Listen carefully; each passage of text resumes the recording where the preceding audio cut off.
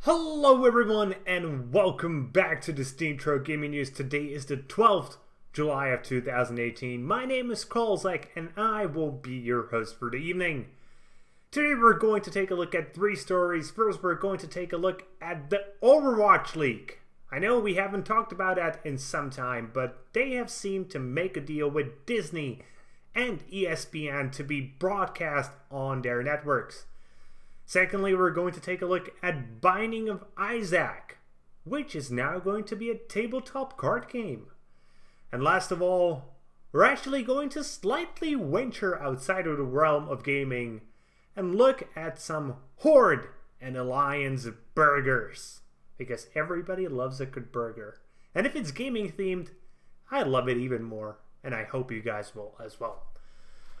But let's begin with Overwatch League, as it's headed into some major networks. So it was announced that Blizzard Entertainment has made a deal for several years with Disney and ESPN to broadcast the Overwatch League on their various channels, including ABC, Disney XD, ESPN 1, 2, and 3. You may have missed this, but actually, the first broadcast of the Overwatch League happened on Disney XD and ESPN 3 with the day one of their quarterfinals yesterday. So, if you're a big fan of esports and you prefer watching them on a big stream and you still don't have your internet routed to your TV, and if you don't, where are you living at? Like 2007? You should do that right now. You can now watch it on cable television. But this has some bigger implications. Majorly the fact that this may bring some of the fans of these stations towards esports, towards watching them and becoming fans, in this case of Overwatch teams. Though I personally do not believe this will work as much as Blizzard or ESPN or Disney might be hoping, because I just feel like the markets for these are very different. The people who watch cable television and people who watch esports seem to be very different demographics. At least, well, people who watch esports also watch cable TV. But people who watch cable TV are not necessarily people who will watch esports. That's definitely the case. And trying to make them into esports fans, I really just don't think it will work. Majorly, I think it will be ESPN and Disney benefiting from this rather than Blizzard, though I do understand why Blizzard is trying to do this. They're trying to become the mainstream esport. And I do not believe that anything other than Hearthstone has really managed to become a mainstream esport. When it comes to MOBAs, yes, Heroes of the Storms is a good casual MOBA. And it does have an esports scene. But which is bigger, Dota and League of Legends? Or just one of them? Or Heroes of the Storm? The same with first-person shooters. What is bigger, Counter-Strike Go or Overwatch?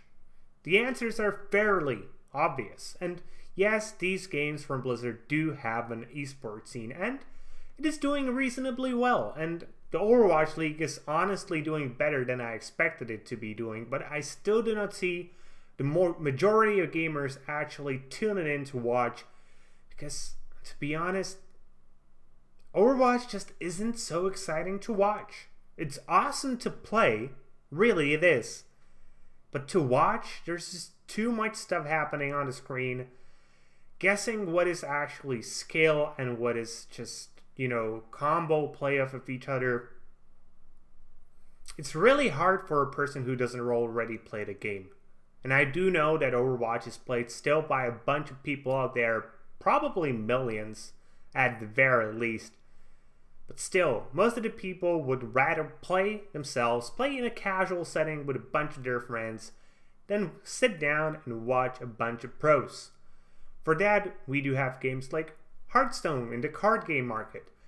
CSGO in the first-person shooter market, Dota 2 and League of Legends in the MOBA genre. And yeah, even Fortnite in the first-person shooter for some reason which I still do not understand, because the game just doesn't seem particularly awesome to watch in a competitive setting, at least to me. But obviously I am not the majority of the people here. I just do not enjoy watching Fortnite being played. I do enjoy it being played. I do not enjoy it being watched. What can you do? But hopefully this will actually encourage more companies and more of the bigger esports to try to go to some cable news, because there are games that are very easily watchable. Counter-Strike is super easily watchable. I believe that Rocket League really missed an opportunity with trying to get itself on a mainstream market, because it is probably the most easily watchable game for people who aren't gamers. But we will have to see the future to actually figure out what will happen on the esports market. In our second piece of news, we will be looking at Binding of Isaac for Souls, which might sound like a new Binding of Isaac PC game, but no, it's not. It's actually a multiplayer card game all about sacrifice, betrayal, and hoarding. So this game has started its Kickstarter just today. It still has 14 days to go, and it already has $1,220,000 pledged to it out of its $50,000 goal. It has been backed by 17,352 people, and yes, it does look really great.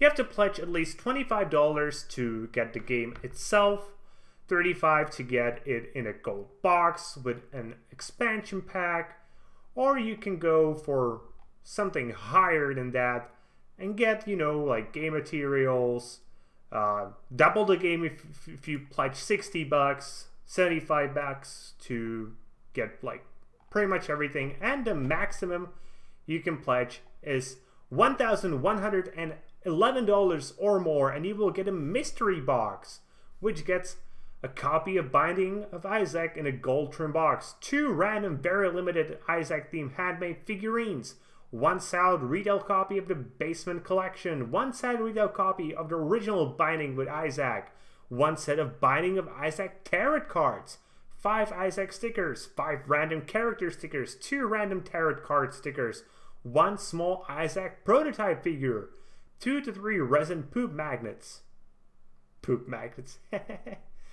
1 Isaac or Stephen head keychain or magnet, 5 new Genic stickers, 2 to 5 bonus items. That's just random stuff. And Ed will kiss, sign, and draw a question mark on every board. Obviously, not a lot of people will probably be buying this mystery box.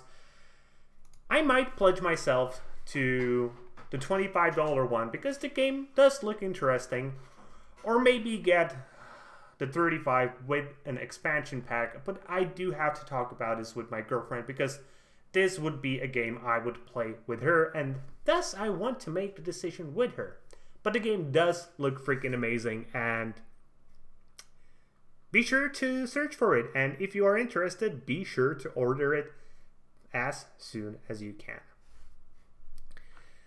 And lastly, let's talk about burgers.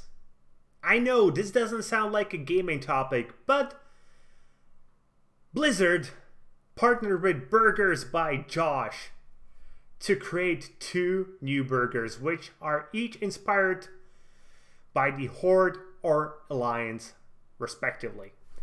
These burgers are available this Friday at Anaday Hotel and the Raby Tavern. They both cost $20 US, and look. Oh, sorry, the Horde Burger costs $20 Australian, and Alliance is $22, and they look just amazing. Let me actually show you guys the pictures. So this is the picture of both of the burgers. Man, I haven't had dinner. That's probably a bad idea before taking a look at pictures of burgers. To be honest, I am a Horde guy. I do prefer the Horde. Here's a bunch of the Horde ones and just ready to be shipped out. Here's the Alliance burger, and to be honest, if I was deciding what to eat, this one does look better. This one just looks that I would actually be freaking full after eating. Compare it to this, I know there's a bunch more meat, but when I'm eating a burger, I want all the stuff to be in my mouth at the same time. And here I feel like I would first have to eat the patty of the meat, because actually it's double signature Wagyu beef and a golden hash brown before I would actually be able to eat all of it. But here it's just like, you know, you take it and just smoosh it into your and you freaking enjoy it, and it looks just bonkersly amazing. So if you are in Australia, maybe consider taking a look at these and enjoy these burgers. And if you will, be sure to leave a comment and tell me how they tasted, because I am really jealous of you if you will eat them. And if you won't tell me what they taste like, I will come to you and eat your tears, because you will probably be in tears of how good they were. And with that being said, that's going to be it for today, guys. I hope you enjoyed today's show, and if you did, please consider giving us a thumbs up here on YouTube and subscribing to the channel. If you're watching on Steam, maybe you want to give us an upvote and follow the blog. Either way, be sure to leave a comment and be sure to tune in tomorrow for more gaming news, as we are your source of daily gaming news every single day. See you guys later with more gaming content.